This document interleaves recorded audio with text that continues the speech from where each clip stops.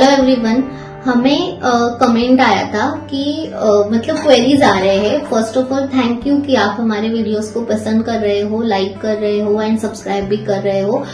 आप बस थोड़ा और काम कर दीजिए कि आप आपके कांटेक्ट में इसे और भी लोगों तक शेयर कीजिए ताकि वो लोग भी इससे अपडेट रह सके एंड उन्हें भी कुछ नॉलेज मिल सके। अगर आपको थोड़ा भी हमारे वीडियो से वैल्यू एडिशन लग रहा है तो सब्सक्राइब जरूर करें अगर अभी तक आपने सब्सक्राइब नहीं किया हो तो।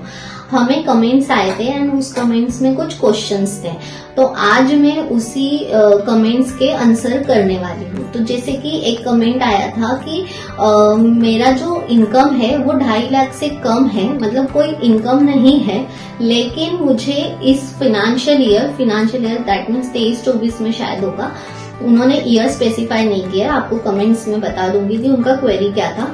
कि उनका क्वेरी ये था कि इनकम मेरा 2.5 लाख से कम है, लेकिन मेरा जो कैपिटल गेन है, शॉर्ट टर्म कैपिटल गेन है, वो 90,000 का हुआ है शेयर मार्केट में।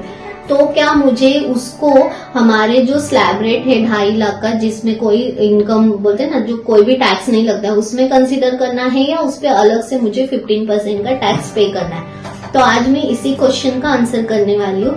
जैसे कि क्लियरली लिखा गया है हमारे जो स्लैब रेट है उसमें कि जो स्लैब रेट होता है 2.5 लाख से जो स्टार्ट होता है, उसमें हमारे सारे इनकम सोर्सेज को कैलकुलेट किया जाता है बिफोर। अगर आपका जो भी चैप्टर 6 का डिडक्शन है उसके पहले का जो इनकम है, अगर वो आपका 2.5 लाख के नीचे है तो आपको आईटी रिटर्न करने की जरूरत नहीं है या फिर कोई टैक्स भरने की भी जरूरत नहीं है। अगर आप इनकम टैक्स रिटर्न फाइल करते हो एंड आपका जो इनकम है वो 2.5 लाख से कम है तो आपको कोई भी टैक्स भरने की जरूरत नहीं है, वो बाय डिफॉल्ट आपका नील टैक्स ही हो जाता है। लेकिन अगर आपका कुछ कैपिटल गेन का इनकम है, लॉन्ग टर्म हो या शॉर्ट टर्म हो, तो आपको उसको आपके ये इनकम में ऐड नहीं करना होता है, उसके लिए आपको अलग से ही टैक्स भरना होता है। जैसे कि इनके केस में 90,000 का जो शॉर्ट टर्म का कैपिटल गेन हुआ है शेयर मार्केट का, उस पे आपको 15% अलग से टैक्स भरना पड़ेगा। एंड ये कब होगा? जब आपका आईटी रिटर्न आप फाइल करोगे, आपका भले ही कुछ बाकी का इनकम ना हो, वो आप नील रखिए, लेकिन आपका जो शॉर्ट टर्म का इनकम है उससे आपको 90,000 डिक्लेयर करना है, ऑटोमेटिक 15% से टैक्स कैलकुलेट हो जाएगा।